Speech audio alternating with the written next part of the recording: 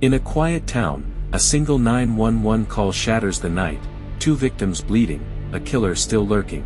Within hours, bodies begin to surface, each crime more brutal than the last.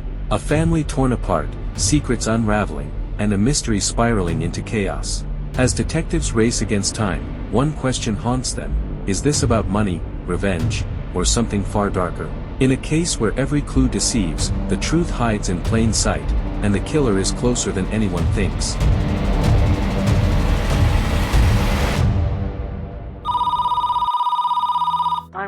What's the emergency?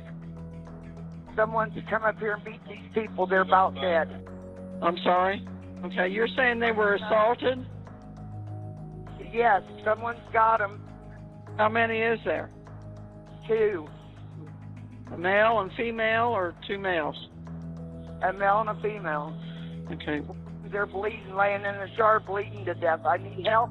Chillicothe, Ohio officers respond to the call and race to a rural part of town. I was originally dispatched to the scene and was notified that a male was laying in the driveway, severely beat up, but appeared to be blood all over the place, and a female laying under the underpinning of the trailer near the front door, and was told that the suspect was possibly still inside the trailer. When I got to the scene, I activated my body camera. One's in the house. One's in my knees. Oh my. Oh, this one over here got her neck cut. That crime scene was extremely violent in nature. Whoever had done it appeared to be extremely angry or really wanted these people dead. Once we was there, we was establishing what was going on. It was obvious we needed to get the victims to the hospital as quickly as we could in an attempt to save their lives. Okay, everybody stand over here by the cars, because right now this is now a crime scene. There's a noise inside the Okay, house. please go on. There's noise back in the house. 21, you're going to want to start down here. The neighbors thought he had heard someone moving around in there. Let's go, clear the house. I was able to enter the home, guns drawn, in a formation to make sure that nobody was in there Sheriff's office! and try to keep everybody out of harm's way. Sheriff's office, you're in here, make yourself known! There was nobody else inside the home. We identified them as Tammy Potts Williams and Rick Adams. They lived together as boyfriend, girlfriend. EMTs was working on Rick Adams in the driveway. They were actually alive. He's barely breathing. Tammy was laying underneath the underpinning of the trailer. This lady's throat is cut. It did not appear that she was actually alive, but when I went around to the front of the trailer, we could see that she was breathing. I was hollering at EMS and made them come get Tammy out from underneath the skirting and get her transported off to the hospital as well. My 25-year career as a law enforcement officer, I've never seen anything to that magnitude. That was probably one of the most horrific things I'd ever seen, as far as Rick laying there with at least 2 gunshot wounds, but the one to the head, and then Tammy, she was very brutally attacked. It looked like Tammy had been stabbed multiple times and beat on top of it with her throat cut. At this point, you're trying to solve this puzzle. You're trying to piece it together. My uncle, Rick, was just the most down-to-earth person that you would ever meet. He was just so sweet. He was purely a good soul. My aunt was a beautiful woman. And I would tell her all the time, like, you are just so beautiful. She was a very natural, woman. They were there for most of my life, so that's what's important. I got a whole bunch of phone calls. At that point, I literally looked at my phone and I had messages on Facebook, I had text messages, and I had multiple missed calls. Started instantly panicking. It was just complete shock. Why? How could this happen? It's kind of one of those things, like, is this actually reality right now? Like, what is going on? I didn't really know if they were going to be alive. Back at the scene, EMTs raced to treat the 2 victims. EMS was working on Rick and Tammy and transported them to the hospital. We didn't think she was going to make it from the scene to the hospital. Detectives next speak with the neighbor who reported the attack. Rick Adams apparently saved his pop cans for one of his friends, and his friend had stopped by to get those pop cans and seen Rick laying there in a puddle of blood. So what happened when you got there? Well, I pulled up there and I said, boy, it's a tight squeeze right here. And I looked over and I said, Rick? I seen that blood run down into that tar track. I said, Lord, he's bleeding out. I said, I better get 911. Had he been having any problems with anyone? Having fallen outs here? Because of how brutal the attack was, we believed at this stage of the game that Rick or Tammy possibly knew their attacker, but you can't eliminate the fact that this could be random as well. Officers fan out and continue to look for clues.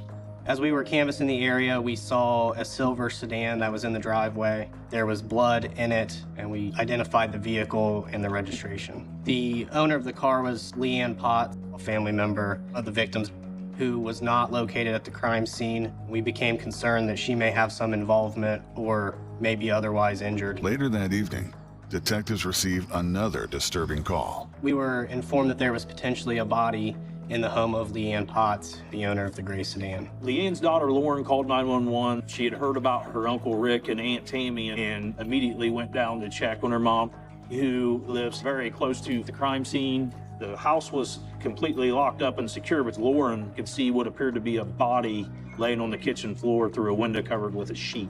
We went out there and we had knocked on every door, every window. I looked in, I said, there's a body in the kitchen. Dispatch contacted me that we may possibly have another crime scene and other bodies. When I got to the house, I activated my body camera. I started looking through the windows and saw the body covered up by a sheet. Blood on the floor.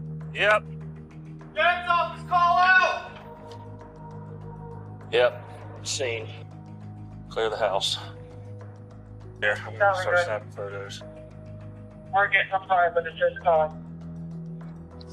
If you want to pull the blanket, just want to angle my camera down to try to record it all. It's a guy. He's been beat. It was just brutal.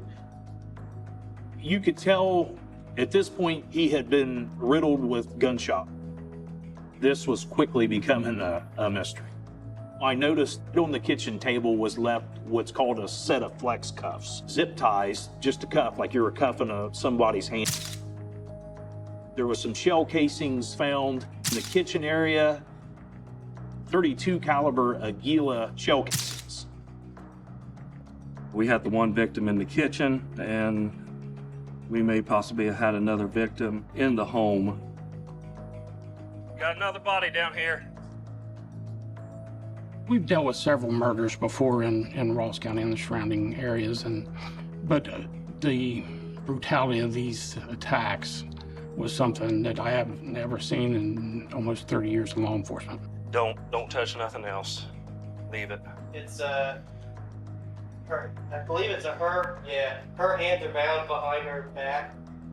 There's a pillow over her head with a gunshot, and there's a toe strap tied. This is the only casing I have found so far. Let's go back up. The victim's hands was bound behind her with a set of flex cuffs. Her pants was all undone, unzipped, hanging kind of down to her thighs, and she was put in the praying position, and she appeared to have one gunshot wound to the back of the head. She was possibly sexually assaulted as well. It's just hard to believe that there are people in this world that will do things of that nature to another human. The victims are identified as Leanne Potts and her husband, Thomas Littler. Now we're dealing with 4 family members. Now, was this family targeted? The scenario that you have was who and why, because you're thinking, could this be somebody that knew them? Or could this be something random? Detectives launch the investigation into this latest string of murders. They speak with Lauren Potts, the daughter of victim Leanne Potts, at the scene. We needed to speak to Lauren to gather any information we could about the last time she talked to her mom, who her mom had been with, but Lauren was very upset. It was a very tough moment for her. When will we get updates? As soon as we can. Now your mom lived here, right? That's Leanne? Yep. And this Tom Littler? Yep, he owns the house. He owns the house. Was she in the kitchen? No. Was it her? No. Is she in there? Yes. I'm not gonna lie to you. Yes. She's not. Who else was in there? Who does it look like? I believe the other one's Tom. So when you're notifying a family member the loss of a loved one, if they've been taken in such a fashion, it's undescribable. The only thing that I can say about that is I'm responsible to give that victim a voice, and I'm working for that victim. I wanted to know who did it. I also was very scared. Mom was really starting to come into her life with getting married to Tom before everything had happened. Gave them both a new sense of purpose. And then Mom, he kind of settled her down a little bit in some of her wild ways. So they balanced each other out really well. And there was so many thoughts going through my mind. I didn't know if the person that had done this knew or was after anyone else in our family. Do you know anybody that would want to harm anyone? Any of these people? No. My aunt and my uncle, they're quiet. I mean, they... Was that the ones over there? Yeah. Okay. They're friends, and Tom's health was getting bad, so they went and got married, so Tom's stuff would be... Okay. Tom and my mom have money. So, and my mom was letting my uncle drive her car because she can't drive it right now. Lauren told us that Leanne's brother, Rick, one of the victims from the first crime scene, had been driving Leanne's car. We knew whose vehicle it was. That's why we believe the car was at in the first scene. Lauren did also indicate that her mom had got a settlement, and it was a significant amount of money. I overheard something about a welfare check. My mom just got a really big one, and I feel like it has something to do with money. She also had indicated that Mr. Littler was pretty well off. He was supposed to get some money out of the bank because they were leaving on their honeymoon. They had just got married and he had bought her a diamond ring. Now we're starting to establish, is this motive for money? Now we're dealing with two scenes. I knew the two had to be connected. We received a word that one of our victims, Rick Adams from the first crime scene, was now pronounced deceased up at Burger Hospital. Tammy was still hanging in there. She was in critical condition, but Tammy was still alive. At the time, we had protection on Tammy at the hospital because we didn't know who had done this or why they had done this, and that they may have go back to finish what they started. We sent deputies to the hospital to try to get any available information out of Tammy. Tammy was in very, very bad shape, but we knew she could help to solve this mystery. Present is myself and Tammy Williams. Tammy, I know that as soon as I got here, you recognized me. You're a lot more alert today. You told me that you were very fearful for your safety. Who is the person that did this to you? Can you write his name down? What did they use to hurt you? Tammy wasn't able to form a sentence at that point. We didn't press Tammy. We had enough evidence without trying to say, hey, please remember, please remember. At this point now, we're thinking the motivation's money or a burglary gone bad. Never did we rule anything out in this investigation. Detectives then receive a call from a friend of victim Rick Adams, a man named James Reinhardt, who claims to have information about the case. When I met with James, he was indicating that Larry Potts, which is Tammy's brother and Leanne's ex-husband, would have been possibly a person of interest that we needed to look at. Who's Bugs? Larry Potts. Larry Potts? Yeah. And they call him Bugs? Yeah, call him Bugs. Huh. That's, I don't know him. Well, that's Tammy's brother. Okay. That's Tammy's brother. Tammy. The one. Yeah, okay. Stuff happened up there.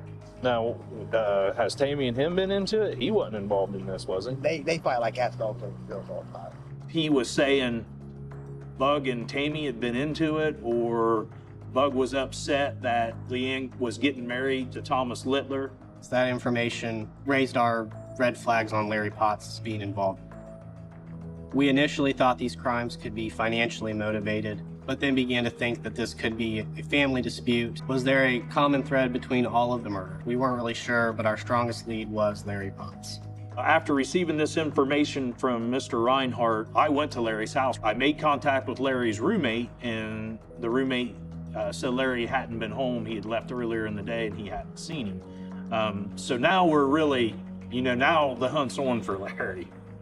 With the two crime scenes less than 5 miles apart and their latest suspect in the wind, detectives return and canvass the area. Detective Addie and I went back out and were able to find several houses with surveillance video. We found one camera that was facing the road right on the lane of Thomas and Leanne's residence, and we found another camera facing the road in between Tammy and Rick's. We stopped and made contact with the homeowner and said, hey, does your camera work? And he said, yes. I said, can you pull me up the video footage from yesterday between these times and these times? He knew what we were looking for. Of course, the word's all out. You were telling me you saw what looked like Tom's wife's car first?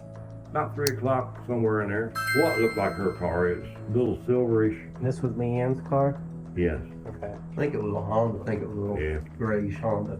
And then it wasn't 15 minutes later again, I reckon. Here comes that other little gray car and had the front hood cocked on it. It come out straight, you know, driving straight out. I mean, it was a flying.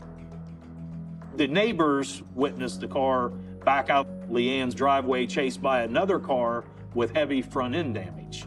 The neighbor believed the victim, Rick Adams, was being chased by another vehicle. And up the road it went, and like I said, it looked like the hood come up on it. Time it topped the hill, the hood was bouncing up and down. Okay. But they just kept it going. This was very helpful, but we were hoping the surveillance video would identify the driver of the other. When we first saw the footage, it made this puzzle way worse. You couldn't see the actual drivers of either vehicle.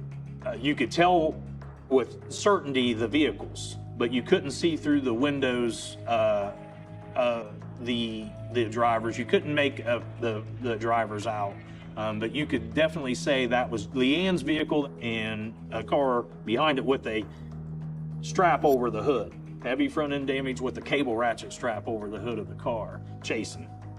It was a letdown that we couldn't see the driver well enough to identify him in that vehicle. My mom was very intelligent. She was very outgoing, bubbly, ready just to go have fun, but very serious when time needed. Great mom, always focused. Education was a big part of who she was and what she wanted us to be. Tom was funny. He was very spunky and funny, and I never seen him mad, upset, aggravated, anything. It was always smiling, going, had always my mom cackling. My uncle, Rick, was just the most down-to-earth person that you would ever meet. He was just so sweet. He had a heart of gold, and you know, same personality, funny-wise, but that man was purely a good soul. Really, it was just Tammy, Rick, Thomas, and Leanne.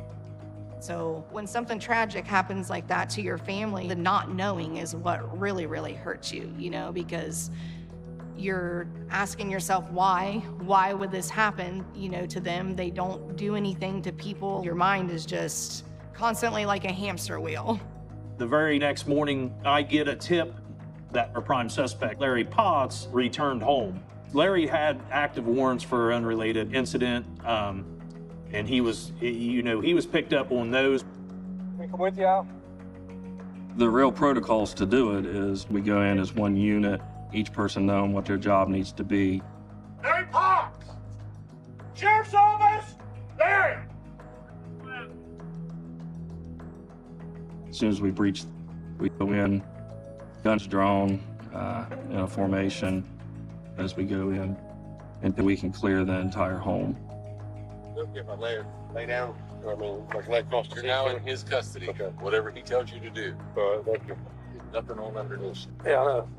If that's what you want to do, that's fine. I don't have problems with that. When we went and picked Larry up, we actually found 2 knives covered in blood in his vehicle.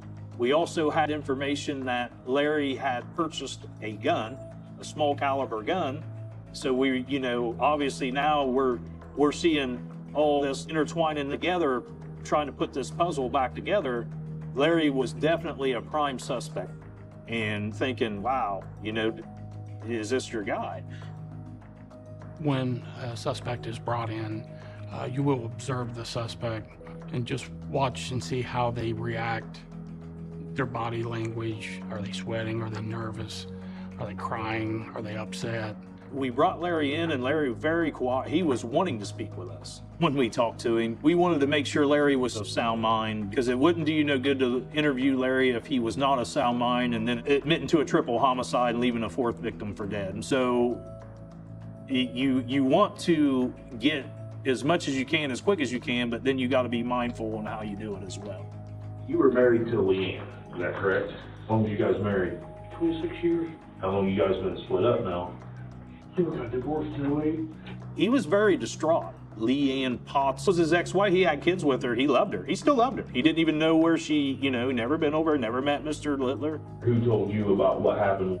I was on my way back, and I was on 671. And then when I was coming out of there, Christina, the neighbor, she called me, just going crazy. Something about Tammy and Rick was underneath the tree. Okay. And they were coming. She said the law was coming, but they had to call the squad. Okay. And it wasn't making sense, Well, then she told me that my sister was hurt. Then I got my ass a little bit more, in a little more rush. You know what I'm saying? So I left her. He denied being into any altercations with his sister. He said that, he was very upset about his sister being attacked, as well as Rick being murdered. But I was skeptical with Larry's story just because of the blood on the knives that we found in his car. So the labs rushed the blood work on the knives for comparison for us. In this interview, I asked about a car. It was just in the back of my mind. Hey, we're possibly looking for a gray car, front end damage. You know anyone that drives anything? This is your family. Anyone drive a little gray car with a messed up hood that you know? Messed up hood? Yeah, the sheets about comes up, comes off. Jimmy Rutler or Jimmy Reinhardt. He's the only one that's got a little silver car. Larry brought it up, saying that the only person that he knew that had front end damage on a little car like that, it was James Reinhardt. So, he's pointing the finger at James Reinhardt, who called in the tip saying Larry could have been involved in this murder. They fight like cats, dogs, and bills all the time. We didn't know what to think. We needed the truth. The puzzle's starting to come a little bit more together at this point. As the investigation keeps unfolding, I'm getting information back, and I'm seeing where Leanne's debit card was used after the murders. So I go get video footage of the card being used. There's Jimmy Reinhardt doing shopping sprees. Surveillance video alone doesn't prove 100% that James Reinhardt committed this crime, but we had a lot of evidence against him at this point. James quickly moved up on our suspect list. In our line of work, an investigator will tell you they don't believe in coincidences. So coincidence, it's just not a coincidence. Coincidences just don't happen like that. I got a call in the afternoon to meet some subjects. They were mushroom hunting in the woods. They had found a purse that had a gun in it and a driver's license of Leanne Potts. As soon as I arrived, I met with them, showed me the items, confirmed it was Leanne. Came across a purse. So kind of went through it, see what, kind of thought it was odd. It was a purse there. Went through it. It was in a sack, like plastic sack. Went through the sack, seen the purse, noticed in the bottom of the sack was a gun. So we were way back in the woods. I said, well, this seems really freaking odd. That purse, car keys, ID, credit cards, money, and a gun. They showed us where they were mushroom hunting. It was a small wooded area. It was basically just over the hill from where James Reinhardt lived. He and I combed the area there, and we located a knife laying in the grass. The knife had some blood, dried blood on it. So all that evidence was collected and sent off to be tested.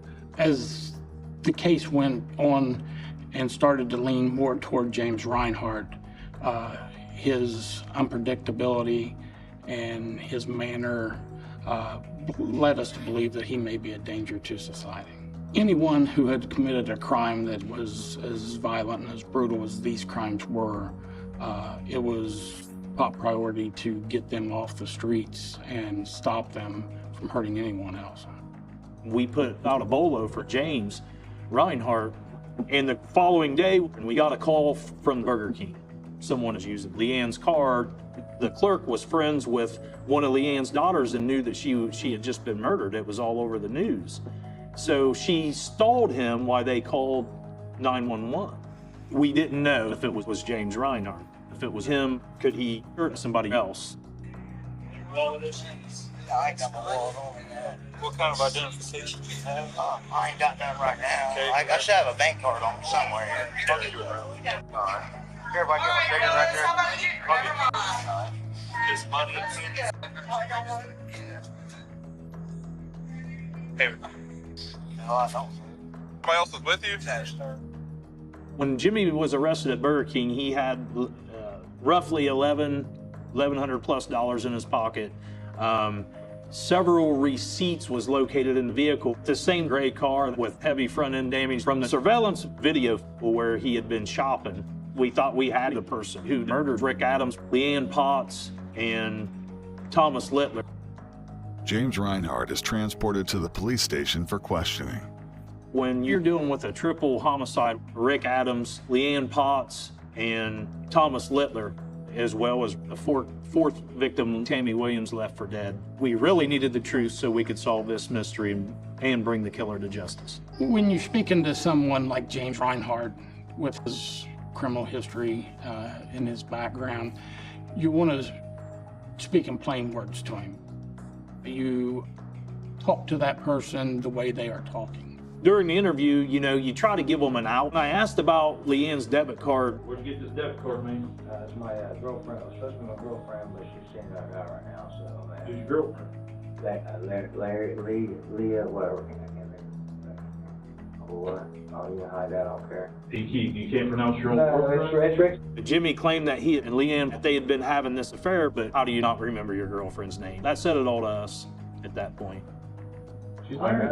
That's what sugar that. She's dead, bud. Nuh-uh. He claimed he didn't know that Leanne and Thomas were murdered or anything, but he knew about Rick and Tammy. Yeah, No, swear to God. Swear to God. That's why I've been trying to call for 2 damn days. No, don't do this. I explained that Leanne was dead and he didn't show no emotion whatsoever. I knew at that point he was just full of it and that he was their guy. But he wouldn't confess. When we got the lab results back, everything pointed to James Reinhardt, including DNA found in Leanne's body and on the zip ties used to tie her up. Not Larry Potts. Reinhardt never did confess, but we did have a mountain of evidence that proved his guilt by beyond a reasonable doubt. With all the evidence that we had, I believe that Jimmy was the devil. Jimmy also heard rumors about all this money, went into the Littler home. He raped and shot and killed Leanne Potts. Thomas Littler walks in and gets shot in the kitchen, and Rick walks in and seeing the altercation, and Rick tries to make it out the door to his car. Jimmy gives chase. They get in the driveway. I think Rick gets out of it, exits his vehicle. Jimmy approaches him and shoots him in the head. Tammy Williams is hearing a commotion. As she comes out the door, she's seeing whatever the altercation between Jimmy and Rick's going on, and then he attacks her, cut her throat, beat her, stabbed her, and left her for dead. On September 30th, 2020, James Reinhardt takes a plea deal and is sentenced to 35 years to life in prison for the murders of Leanne Potts, Thomas Littler, and Rick Adams, and the attempted murder of Tammy Potts Williams, who makes a full recovery.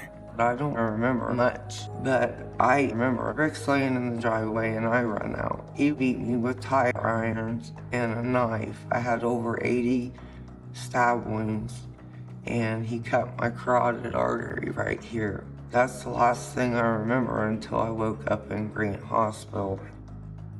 I was in the hospital in rehab for 51 days. When they told me that Rick was dead, I was emotionless. It wasn't real to me. This hole in my heart, has got to be fixed. I've got to understand, because all I do is think about him and Leanne. This was a very, very heinous. I've never seen a crime like this in Ross County. I've been with Ross County now since 1998. The biggest mystery of this case, putting it together for a whodunit or for what it was, is you had 3 victims that were all intertwined, with a 4th victim left for dead that was also intertwined. That figuring out the motive and figuring out the why, there was a lot of moving parts on this case. This was an awful brutal and violent scene. You want to get resolve for the family. You want to get peace for that family and knowing what happened to their loved one. And it drives myself, it drives all the law enforcement officers, especially the detectives that I know that work this case. When Mom passed away, I met up with one of my friends who connects with angels, and he's like, I see a bright color of blue, and I was like, that's her, you know, because blue, the ocean, the way that she dresses, and he was just describing her to a T, and I got cold chills all over my body, and I knew that she was there. And then he just started talking about like past memories with her and stuff like that, and he said that she just wants you to know that she is so proud of you and loves you so much. And I felt that so deeply, you know, that was something that I needed to hear. And I just connected with her, and, you know, he just kept saying it over and over again, and that was the closure that I needed. I miss my mom. Really what I miss most is her relationship with my daughter. She's 7 now, and she still talks about her mama, and still remembers her really, really a lot, remembers her a lot. I want her lasting legacy to be the amazing grandmother that she was and how strong of a person that she was. I just want everyone to know how great Rick was, and Leanne, and Tom, and that bastard's in jail. He can no longer interfere with anything about us. And that's a wonderful thing. I'm trying to put all this in place and get to the grief counseling so that I can sort this out, because I don't know how else to do this. Rick was just my one and only, and I've got to put him to rest somehow and find my peace.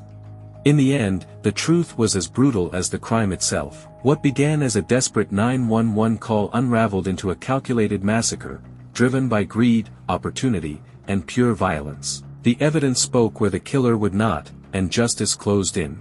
James Reinhart will spend the rest of his life behind bars, 35 years to life, for the murders of 3 innocent lives and the attempted killing of a 4th who lived to tell the horror. For the families, the scars remain, but so does the truth. The monster was found. The silence was broken, and while justice was served, the echoes of that night will never fade.